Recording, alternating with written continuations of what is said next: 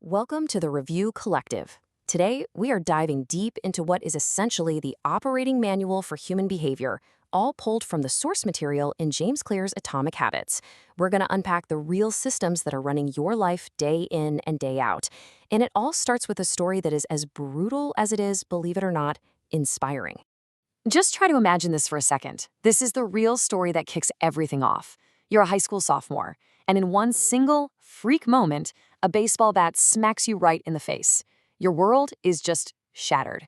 We're talking multiple skull fractures, broken eye sockets, a medically induced coma. I mean, how do you even begin to come back from that? Well, the answer isn't some huge heroic effort. It's about rebuilding your life piece by tiny piece with actions so small you'd barely even notice them. And that painful recovery, it's the perfect way to understand the very first big idea here. Real, lasting change almost never comes from one giant breakthrough. No, it's the result of all these tiny improvements, compounding on each other day after day. So let's look at the simple but incredibly powerful math of just 1%.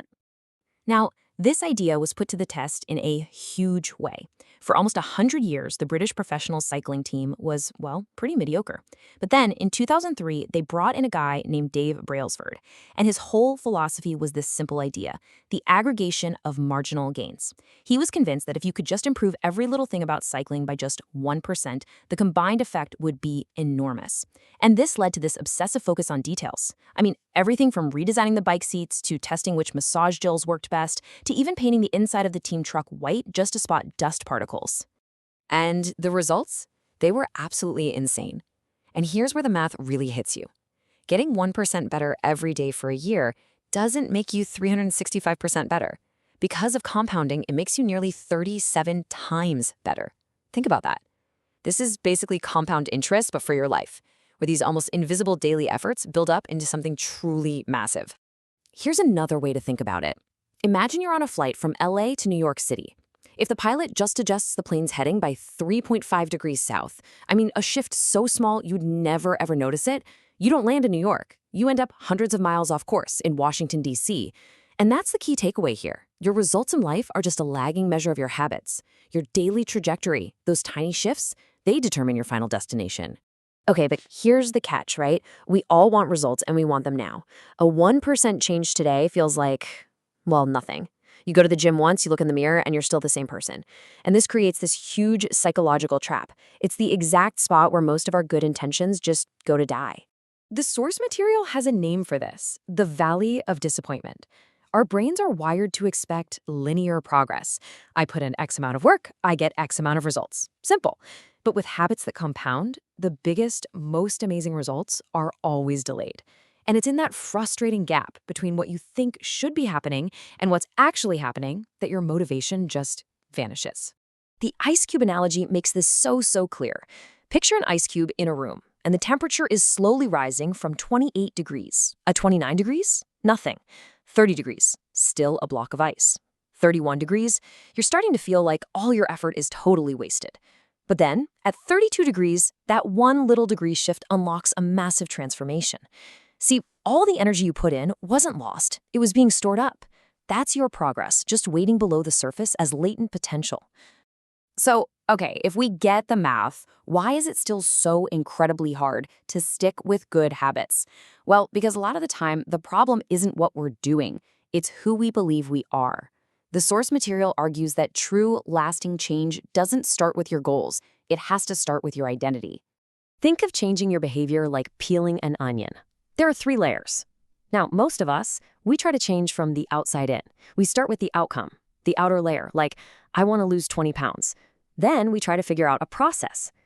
But the most powerful change, the change that actually sticks, happens from the inside out.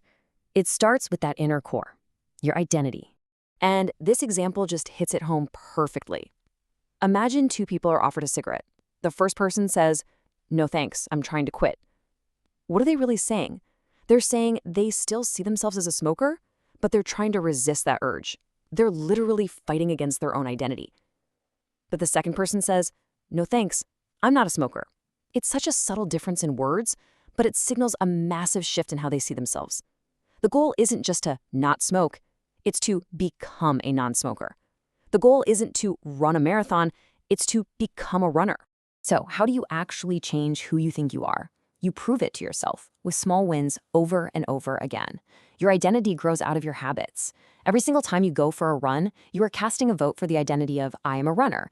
And you don't need a unanimous victory here, you just need to win the majority of the time, casting more votes for the new you than for the old one.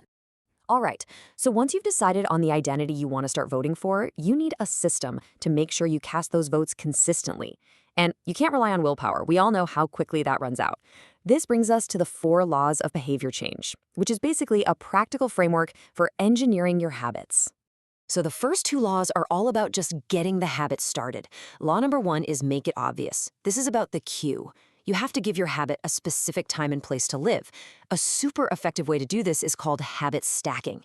You just link your new habit to a habit you already do without thinking. For example, after I pour my morning coffee, I will meditate for 1 minute. See? Then you've got law 2, make it attractive. This is about the craving. You have to work with your brain's reward system by pairing something you want to do with something you need to do. Maybe you only let yourself listen to your absolute favorite podcast when you're working out. Okay, the next 2 laws are all about actually following through. Law 3 is make it easy. Look, our brains are hardwired to take the path of least resistance. So the trick is to reduce the friction. The 2-minute rule is a total game changer here. You just shrink any new habit down until it takes less than 2 minutes to start. So read every night becomes read 1 page. The point isn't to read a book, it's to master the art of just showing up. And finally, law 4, make it satisfying. Your brain needs a little reward right away to remember to do the habit again. And something as simple as a habit tracker, just getting to draw a big X on a calendar, gives you that immediate, satisfying visual proof that you cast another vote for your new identity. But there's a hidden danger in all this tracking and measuring. And the source material gives a really important warning here. When you get too obsessed with hitting the numbers, the whole system can backfire. This is something called Goodhart's Law, and it basically says when a measure becomes a target, it stops being a good measure. So, for example, let's say your goal is to eat healthier, but the only thing you track is calories. Well, you could easily hit your calorie goal by eating a bunch of junk food. You end up optimizing for the metric, not for the actual goal. The whole point of tracking is to reinforce your identity, not to just win a game. And this all leads to a final, really provocative question. We've been talking about automating your habits to build a better identity. But what happens when you've perfected a system that serves an identity you've actually outgrown? At what point does that perfect system become its own kind of psychological cage, stopping you from evolving into the next version of yourself? It seems like the answer is that you have to constantly, consciously check in with yourself. Who are you today versus who were you when you first built these habits? Thanks for joining us for this deep dive on the operating manual for human behavior. If you enjoy dissecting the systems that run our lives, make sure you like this and subscribe to the Review Collective. And as you think about all that, just remember that story we started with, that shattered high school kid. A single, almost invisible 1% improvement was the very first step in rebuilding an entire life. So really, the only question left is, what's your 1% going to be today?